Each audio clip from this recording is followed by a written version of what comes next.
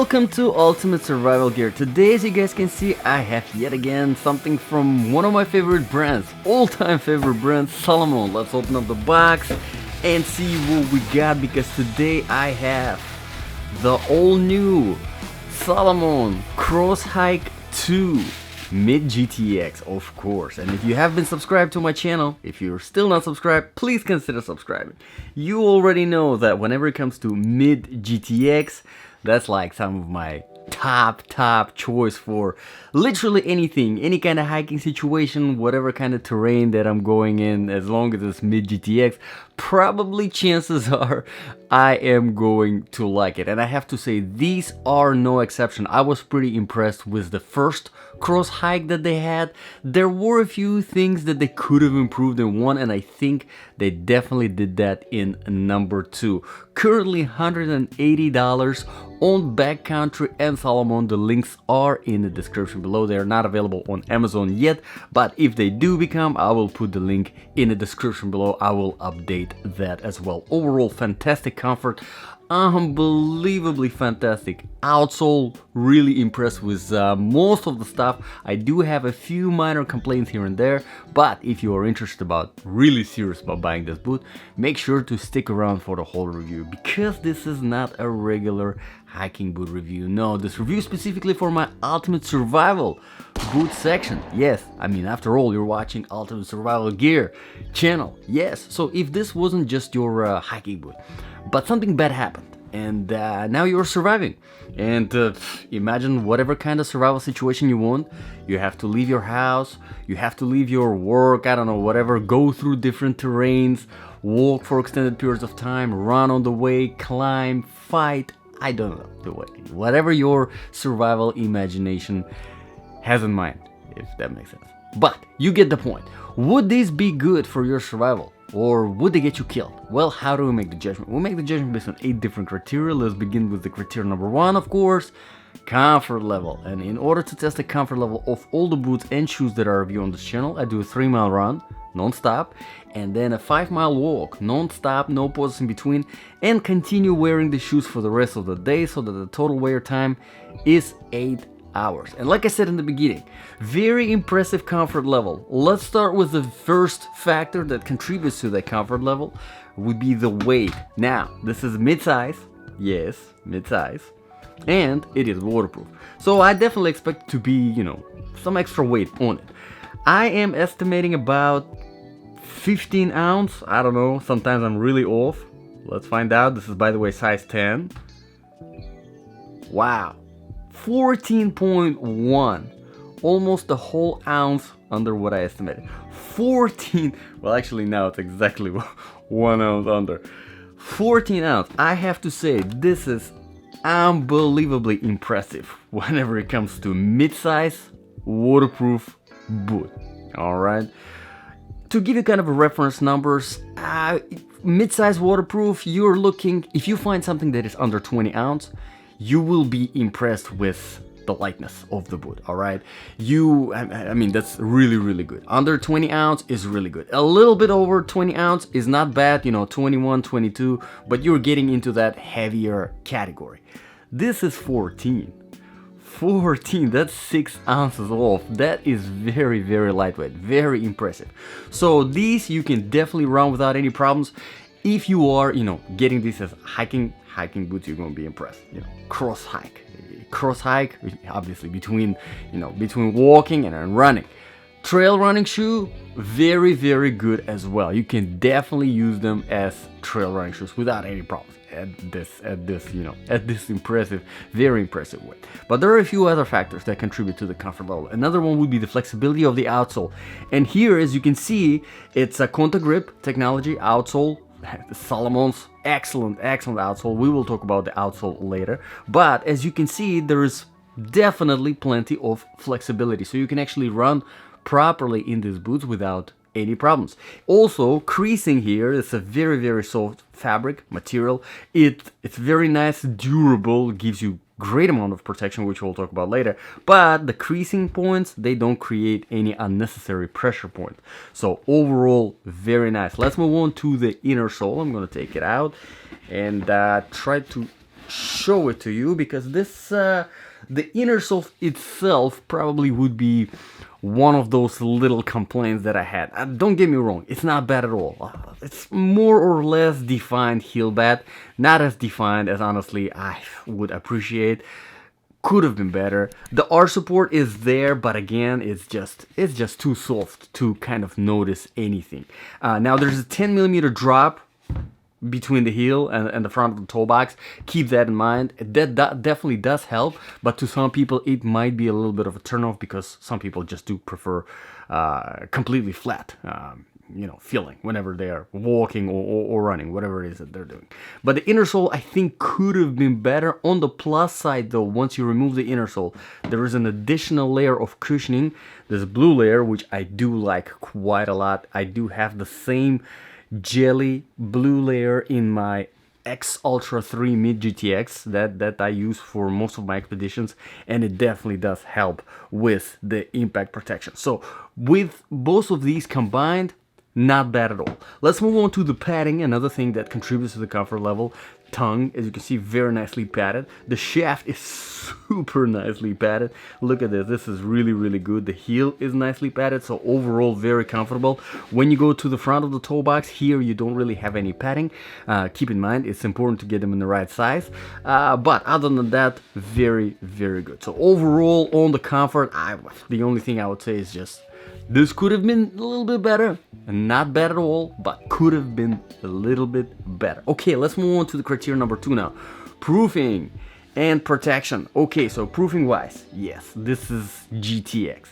GTX, if you are an outdoor enthusiast like myself, you know that there's not much, if anything, out there at all that is better than GTX waterproofing. Basically, GTX GORE-TEX, it's a special kind of membrane that is implemented into the fabric, and it provides waterproofing, but at the same time it is lightweight, obviously, as you already can tell, and also breathable. Yes. The only downside to GORE-TEX is it's a little expensive, okay? Anything with GORE-TEX, you're looking at the price. If you're serious about your game, it's worth it. But to some people who are, just doing like a weekend here and there, hike in the park, GORE-TEX might be like an overkill. Here, obviously, something like this you're getting for a little bit more serious adventures, and you definitely, if you never tried GORE-TEX before, you're definitely going to appreciate it. But let's talk about the protection. Let's start with the toe box. Here, as you can see, obviously you have this little piece of the outsole kind of sticking around, giving you extra protection at the very front. Very helpful on rocky roads, mild mountaineering stuff, because after all, this is very high quality rubber, and you can definitely get away with some mild mountaineering, and nothing serious, but definitely can get away with it. You do have some additional reinforcement at the toe box here at the very front. As you can see, you kind of see the shape of this reinforcement. Again, very helpful on anything that is rocky. Obviously, the top of the toe box is very soft, so don't drop anything heavy because you're gonna feel it. You have plenty of protection here in the shaft, because you have these padded as you can see, that the design going with this square on both of the sides, protecting your ankles, very good. And the same thing with the heel, plenty of protection from the outsole, but we will talk about the outsole later. For now, let's move on to the criteria number 3, quality and the design features.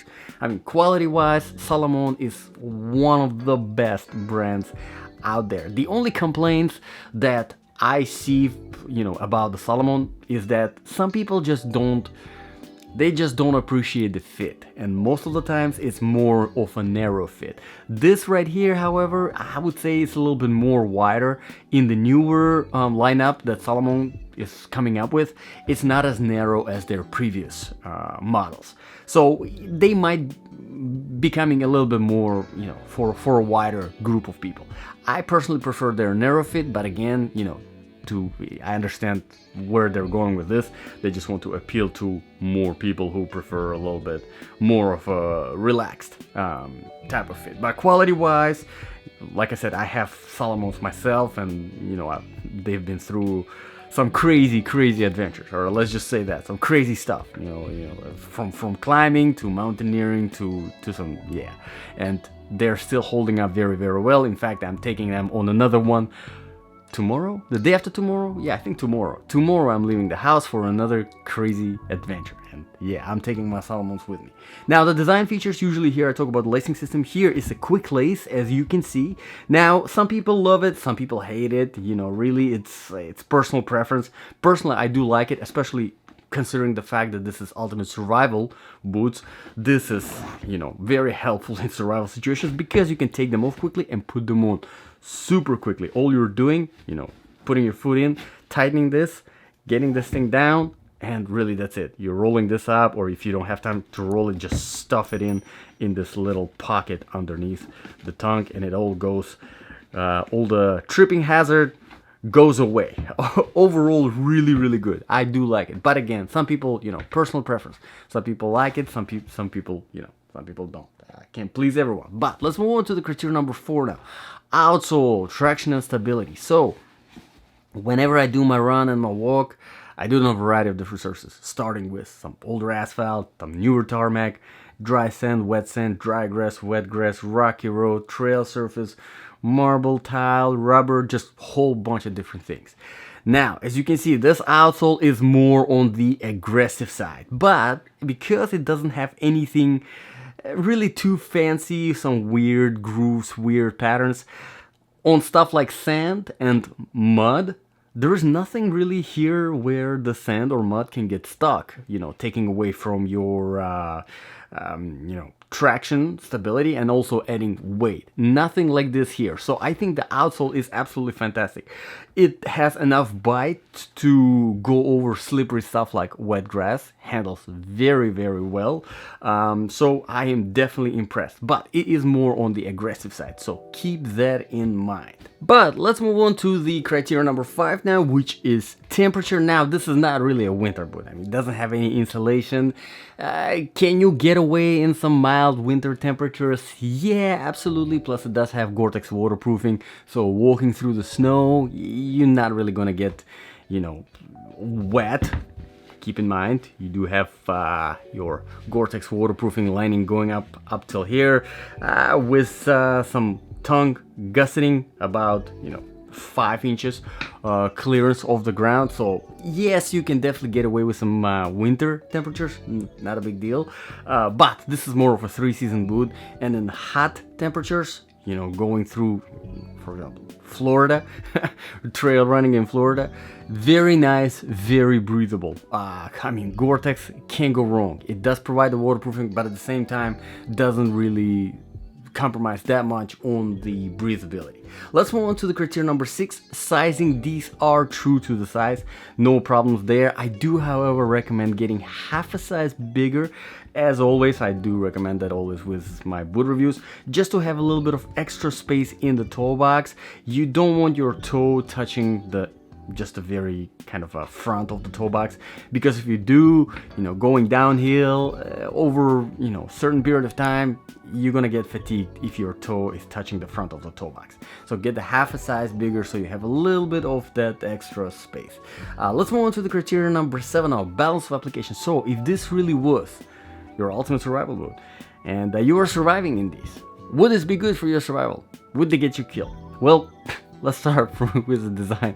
Usually I talk, but something like this, yes, definitely attracts the attention. They do have the full black version, so if you are getting these for survival situations, I would recommend going with full black, not with red, because this is like, people will see you like from miles away. but as a boot itself, as the features, I mean, I said already in the beginning, I absolutely love the midsize waterproof, especially the GTX waterproofing. With an outsole like this, I can rely on this outsole going through pretty much anything that is out there. With how lightweight they are, I mean, you can walk for miles without feeling the fatigue from the weight on your feet. Run, easy. Run as much as you want. You can definitely run properly in these, using them as a trail running shoes. Honestly, if you're not even thinking about the survival situation, just the trail running, that is great, because a lot of times, depending on where you run, if there's a lot of vegetation, you kind of want you to keep your ankles protected. You don't want to smash your ankle or run through a. For example, here in Florida, we have these spikes. They really don't feel good, all right? Especially if you're running on a trail that is not a trail in the park that is nice and clear and everything like that. So having ankle protection just in a trail running is a huge plus. So you might appreciate this quite a lot. Let's move on to the very last criterion here, though. It's criterion number 8, the price. $180. Yes, it's a very, very steep price tag. One thing that I wanted to mention right off the bat with this is that because this is a new lineup, they just recently came out, that's why you see the steep, price tag. If you look at the previous version, Cross Hike, I think right now they're like $120, $130 on backcountry, and I've done review on this channel if you want to check that review out. Also an excellent boot, honestly. So after 6 months, a year down the road, obviously these will be discounted. Once the newer version will come out, they will be discounted. You might find some promos here and there. Backcountry is pretty good with that. Sometimes they have excellent promos, so 20, 30, 40% off. That's why I started putting those links in the description. But my point is, they will go down in price. If you really want this boot and you cannot afford it at the moment, just save it in the wish list.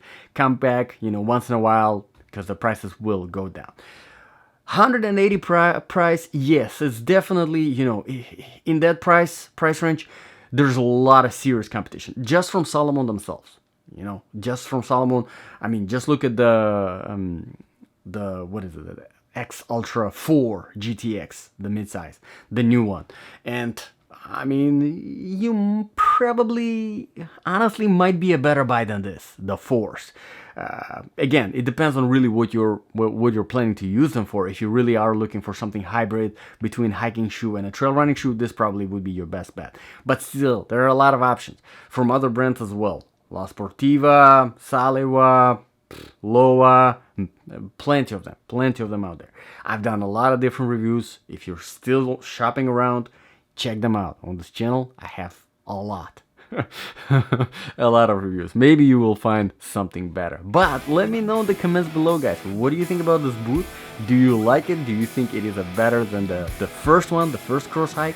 What do you think about this review? If you have any requests for reviews, drop them in the comments below and I will be happy to address them. Thank you very much for watching Ultimate Survival Gear.